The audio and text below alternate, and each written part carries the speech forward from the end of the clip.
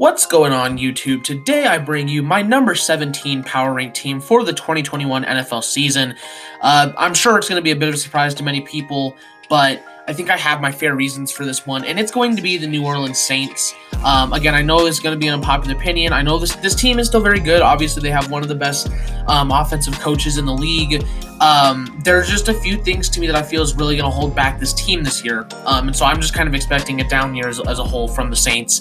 By the way, too, with the Melvin Ingram signing of the Steelers, that would actually move them up into 17, or not to 17, to 18, and the Broncos would move down to 19. Just a little update there. But without further ado, let's get into the video. So starting off, as we have our nice little sponsor here, that I'm going to get off the screen. Not a sponsor. You're starting off the receiver room. Michael Thomas is a guy that I hate on a lot. You know, I understand he is a really good receiver, but I do think he is a player that's going to have a down year this year. You know, like it or not, a lot of his routes are slants, curls. They're easy routes. They're easy short routes, especially, you know, they were designed that way because that's pretty much all Drew Brees could do for the last 2 years of his career. Can you get off the screen, please? It was pretty much all Drew Brees could do for the last 2 years of his career. So I understand why that's all he ran. The problem is I just don't think Michael Thomas can really run more than that. And, you know, now that you have Jameis Winston coming in as your starter, because I'm pretty sure Winston's going to be your starter. Taysom Hill is just way too inconsistent. You know, Jameis Winston is a guy that loves to throw it deep. I mean, that's pretty much Jameis Winston. That's all he knows, because, I mean, that's exactly how the Buccaneers ran things. So unless Sean Payton can somehow just completely change the mind of Jameis Winston, he's a guy that loves to throw it deep. And I don't think Michael Thomas is a deep catch guy. He's not a contested catcher. I don't think he's that good of a deep route runner either. And so overall, I'm expecting a bit of a down year, back-to-back down years for Michael Thomas. I don't think he'll be as bad as he was last year, obviously, but you know, I definitely wouldn't be surprised if he doesn't even hit 1,000 yards. I just expect a down year from him. And then the receiver room after that is just pretty poor, to be honest. I mean, your number 2 is going to be Tre'Quan Smith, who is a nice, speedy guy. I mean, I definitely think he could be maybe even targeted a bit more than Michael Thomas. You know, just because, again, unless Winston changes how he plays, that's just how he plays. He likes throwing it deep. He likes his speedy guys. So Tre'Quan Smith makes a lot of sense, you know, for that connection there. You know, whoever your 3 is probably going to be, you know, Marquez Callaway. But beyond that, there's just not a lot. I mean, Deontay Harris is a really solid kick returner, but, you know, Lil Jordan Humphrey is whatever. There's really no one else even worth talking about here.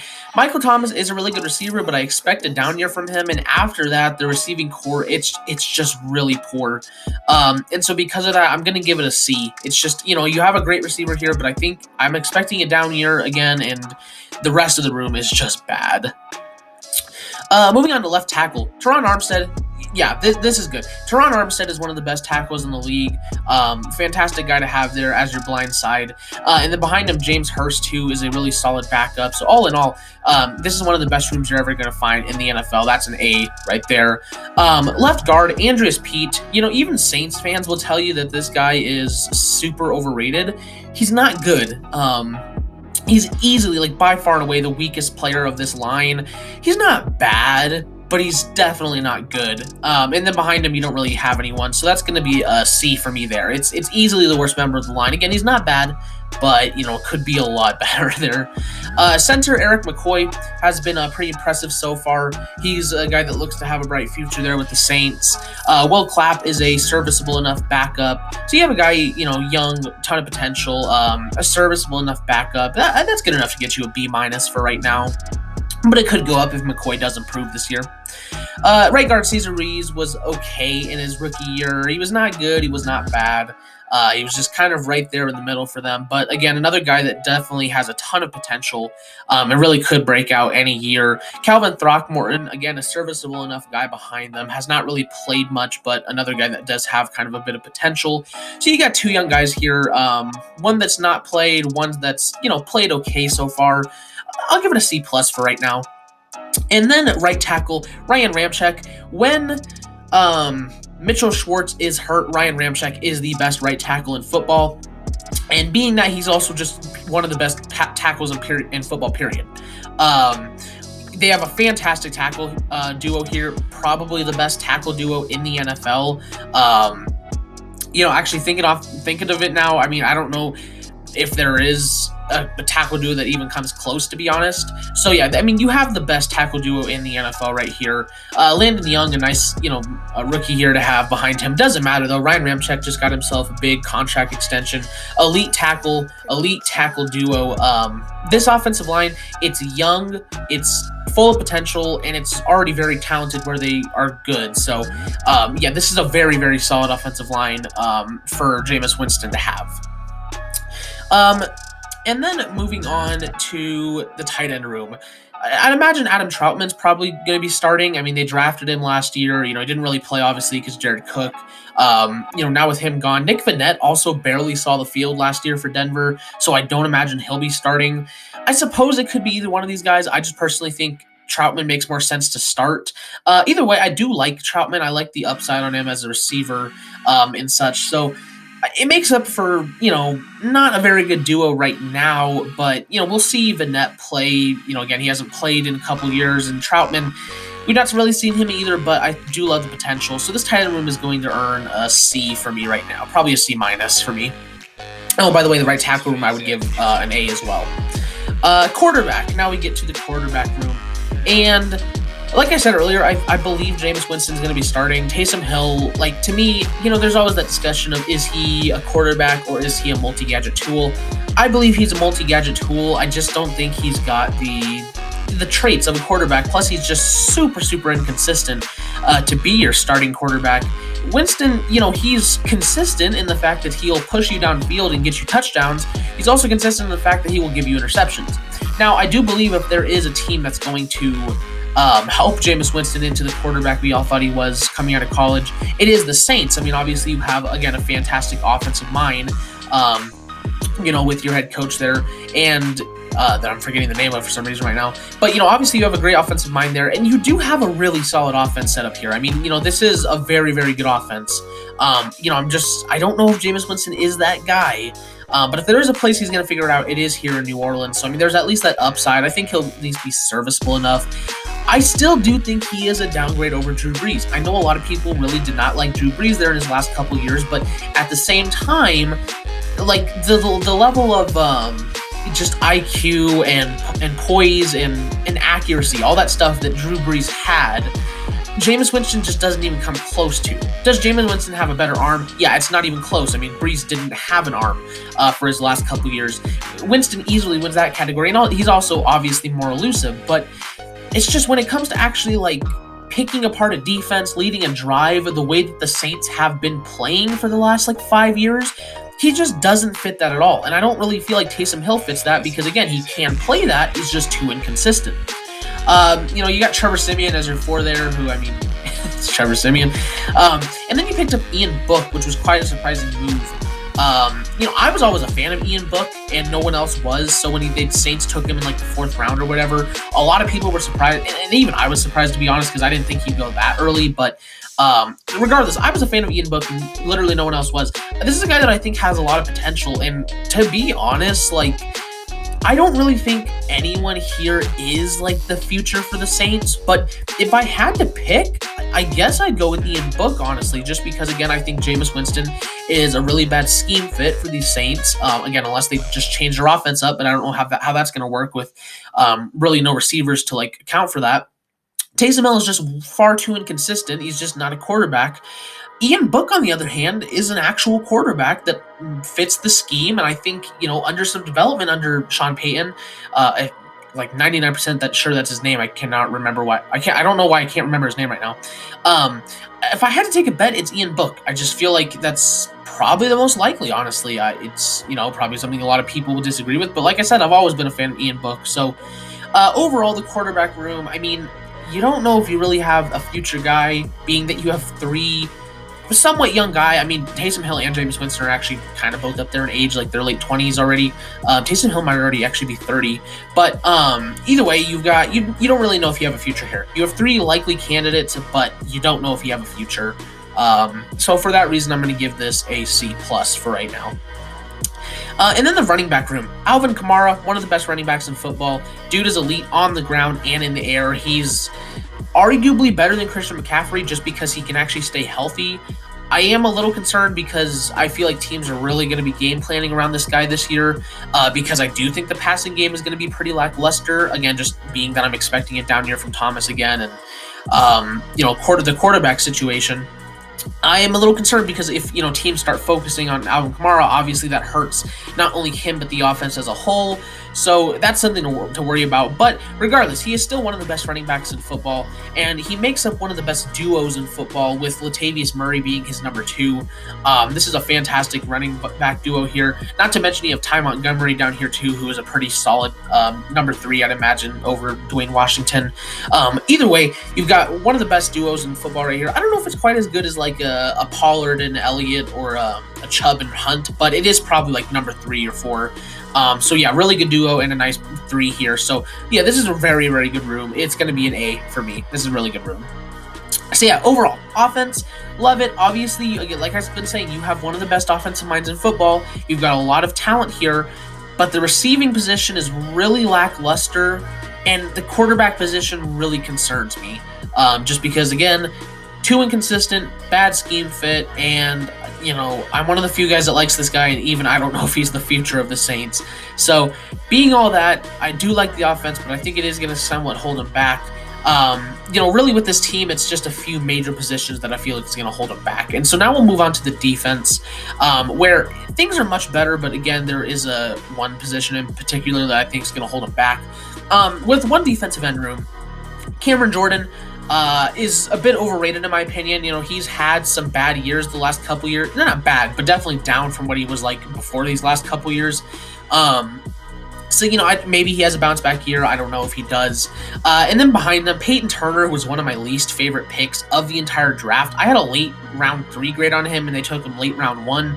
It was one of the biggest reaches of the entire draft. I was just not a fan of Turner, and, they obviously were. I don't like it. Overall, you have a guy who's kind of been declining these last 2 years. Does he bounce back? Who knows? Peyton Turner, a guy that I was just not a big fan of coming out of college, does not make up for the most pleasing room in the world here. Cameron Jordan is still at least solid enough to get this a B, but it could very well drop down lower if Jordan doesn't bounce back and if Turner's about as good as I think he will be. Defensive tackle room. This is definitely a bit better. Could still be better. David Onyemata has been fine for the Saints ever since they drafted him. He's just not been what you would expect out of where you drafted him. But he's been fine. Your number 2 probably going to be, I imagine it'd probably be Ryan Glasgow, but I guess it could be Shy Tuttle. It's hard for me to say for some reason. You have a solid depth room here. Shy Tuttle, Ryan Glasgow, Malcolm Roach. I was not a big fan of the Lorenzo Neal pickup either. This team just doesn't like to draft players that I like for some reason. Except there's a couple later we'll get to in a second. But yeah, overall, this defense tackle room, you've got a guy that's been fine for you so far on his rookie contract. And then some decent depth behind him. It's just a very meh room to me. The depth does have to count for something though, so it's going to be a C+, but it just could be a lot better. I know Saints fans really like Onyemata, but he's just been fine. Nothing else more.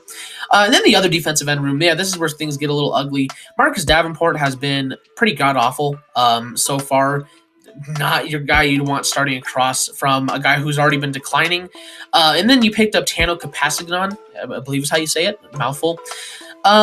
Yeah, whatever. As your backup, he's fine, but still not a guy you would want starting. So this is a pretty bad defensive end room. You have a guy who's sucked in a guy who's not much better. So it's going to be an F+. It's an F. I'm going to give it that plus just because it is still young. They're not that bad, but they've been bad, and it's just not a room you would want ideally. Trey Hendrickson is what kind of like a Bud Dupree to me, where he thrives when he has talent around him, but he's definitely not going to create production for himself. So rip to Trey Hendrickson because I think he's going to suck in Cincinnati, but it would have really been nice for the Saints defense to keep around because, again, if you put him around guys like Onyemata and Cameron Jordan, I think he's a good player, obviously not great. He's a good player, but, that kind of hurt the Saints defense, obviously. He went and got big money, though, so I don't blame them for not wanting them to pay that. That's going to be an overpay for Cincinnati. So yeah, overall, this defensive line, I mean, it's declining, it's meh, it's bad, it's not what you'd want, ideally. But, people can bounce back, obviously. Then moving on to the linebacking room, Zach Vaughn was a pickup that I really liked. I think he's a nice scheme fit in here. Demario Davis, in my opinion, is one of the most underrated players in the NFL. He's already starting to get up there in age, but I do think he is still a top 10 linebacker in the league. He is pretty solid. And then your other guy here, Pete Werner. Like I said, they do draft a few guys I like. Pete Werner was one of my favorite prospects coming out of Ohio State. We actually have another player really similar to him this year, Jack Sanborn out of Wisconsin. Pete Werner, to me, is like the most frustrating prospect you could possibly have, because when it comes to the linebacking position, he is a super, super smart guy. I mean, he's probably going to be commanding this defense pretty soon. He's a smart guy. He makes smart decisions. He's great in the plays he can make. And that's just where the limitations come in, because this dude is so athletically handicapped. It's frustrating. Like I said, he's just not athletic at all. He's not quick. He struggles to make plays sometimes because he's just so unathletic and so quick. Super smart player. Again, like I said, I think he'll be commanding the defense. I guess the best comparison I could give is like a Robert Spillane, who's super smart but just can't make the plays. And so it's frustrating, but I still did at least like the pickup. He's a smart guy. So that'll be nice to have. Overall, this linebacking room, I mean, you have two young guys who I just don't think are going to ever be good in the league. They're smart guys, but I don't think they'll ever be good. But then you do have a top 10 linebacker, one of the more underrated guys in the league. And so all in all, I'm going to give this linebacking room a B- for right now. I just, it's sad how, handicapped, how limited Werner and Vaughn are, but at least there can still be very smart guys for this defense. And maybe that's what they want. Maybe they don't want the playmakers. Maybe they just want those smart guys. Who knows? And then the cornerback position. This is where things get ugly. Marshawn Lattimore, great. I mean, he's definitely had his ups and downs in New Orleans. And I don't know if he's cleared that whole gun charge thing or whatever yet. Obviously, if they were to lose Marshawn Lattimore, that would not be good, because you look at the rest of this cornerback room and it's kind of concerning. Your number 2 is probably going to be Paulson Adebo, who I loved, but not as an immediate starter. If you don't want to start him right away, let's start Patrick Robinson. That'll be so much better, right? There's not even really anyone else worth talking about beyond that. I mean, Keith Washington, whatever. Yeah, I mean, this is a bad room. Lattimore, again, he's had his ups and downs. If they lose him to suspension, that's going to be really bad for them. I like Adebo. I like his upside. I don't think he should be starting at all year one. He's definitely a developmental guy, even though he is a good scheme fit. Patrick Robinson is not a guy you want starting for you. So either way, you're kind of screwed at the 2 position, and you better freaking hope Lattimore has a good year, because if Lattimore gets suspended or he has a bad year, you're in a lot of trouble here with your cornerback room. Now, safety does help it out, and I guess for the cornerback room, I'll give a D for right now, but the safety room definitely helps you out. You at free safety, you have Marcus Williams, who has been very impressive so far. They failed to reach a long-term contract, though, so let's say they lose Marcus Williams. That's not good for this defense. Behind him, PJ Williams is fine, whatever, but, Marcus Williams has been pretty good so far. It's just, are they going to be able to keep him around long term? And then a strong safety, Malcolm Jenkins probably still starting, at least for a little bit. I mean, I think he'll be the starter game 1, but I could very well see Gardner Johnson, starting over him at any time now. I mean, he is a very talented guy who shows a ton of potential, and I would love to see him starting for the Saints defense going forward. Really, I think a smart move could be actually moving Gardner Johnson to corner, because they just need help there so bad, and I think he could fit there. For right now, though, he is the backup, and again, I could see him starting even week 2, because he is a pretty talented guy. So the safety room, it's definitely much better. I think, with some of the youth here, it's great. You've got 3 really nice guys and a pretty good backup there in PJ Williams. Malcolm Jenkins probably on his last leg here, though. Marcus Williams probably not keeping him around long term.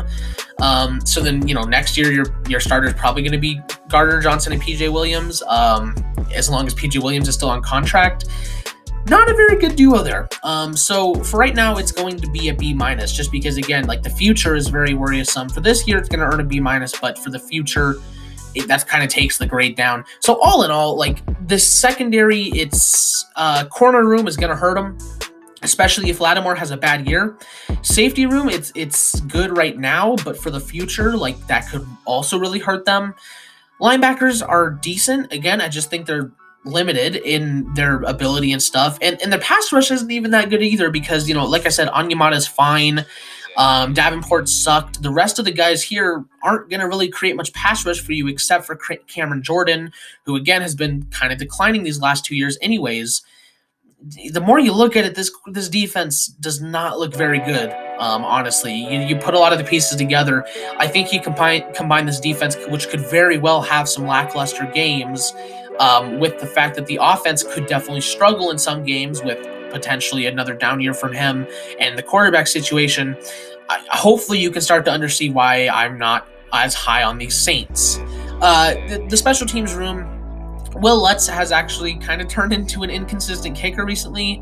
I've even seen some Saints fans who, don't like Lutz that much anymore because he just doesn't make some kicks sometimes that are easy. So then they cut Thomas Morstead. I don't really know why, but, I don't know who your punter is now, Blake Gillikin. Overall special teams, it's whatever. I mean, the actual special teams itself on kickoffs is fine. So like I said, it's a good roster, full of talent, young and old. But the offense, receiving, I mean, like I said earlier, there's just some big holes on this team that's going to hold them back in very important positions. The pass rush is not very good. The secondary is fine right now because of the safeties, but, once you lose these guys, your secondary really bad at that point. So obviously having a bad secondary and pass rush would really hurt you. And then again, quarterback and receiver, there's just, it's a talented roster, young talent. There's a lot to like. There's also a lot to dislike. And I think I'm just someone that, the Saints have been such a good team for so long, and they've, been so consistent and stuff that I think it's just hard for people to imagine this team playing bad, especially when it does have this kind of talent. I just think that there's too much wrong with it. So now let's go talk about the coaching, culture, and schedule. And taking a look here at their schedule, I mean, it's a tough schedule. You got a lot of tough games here. The Packers, Patriots, Washington, Seahawks, and Buccaneers. Division games are always going to be tough, so, that doesn't make the Panthers or Falcons games easy. Titans, Bills, Cowboys, Dolphins. That's a tough schedule. There's definitely teams here that can take advantage of that lack of a defense in some ways, just because the pass rush is not going to be that good and the secondary is not going to be that good. Secondary can honestly suck, again, if Lattimore has a down year. So, it's a bit concerning, and there's certainly also defenses here that could take advantage of, if you are trying to switch schemes, either, for the offense switching or Jameis Winston's mindset switching. There's a lot of defenses here that could very well take advantage of that kind of that newness to a scheme and stuff. All in all, you combine poor depth, especially poor depth, but just not even that good of starters at important positions on the roster. I think, again, not having Drew Brees is going to hurt this team a lot more than people think. Add on a tough roster, or a tough schedule with that includes some very good defenses and offenses. And really, like, maybe one or two easy games. It's not looking good for these Saints. I mean, I do like the culture, obviously, besides, the fact that they've done some bad things in the past. The culture overall is pretty good here in New Orleans. I mean, the fan base is great to have, obviously. It's one of the best fan bases in sports. The coaching, I mean, is great. Sean Payton is one of the best offensive minds of football, like I said. There's just too much here for me to actually like this team this year. I think it's totally realistic for this team to make the playoffs. It is totally realistic for Michael Thomas to bounce back. Jameis Winston is the guy. The Marshawn Lattimore has a great year. Cameron Jordan has a great year. There is definitely more than one world where all of that works out and the Saints return to dominance even without Drew Brees. Do I think that's this world? No, I just don't. I don't think that it's going to work out for the Saints. I don't feel it's there. I think I've explained enough why I don't feel it's there. But that is the video for today. Thank you guys so much for watching. If you liked the video, don't forget to leave a like, subscribe, and hit the notification bell so you never miss an upload. Thank you guys so much for watching, and I'll see all you guys in the next video, which is a mock draft. Bye-bye.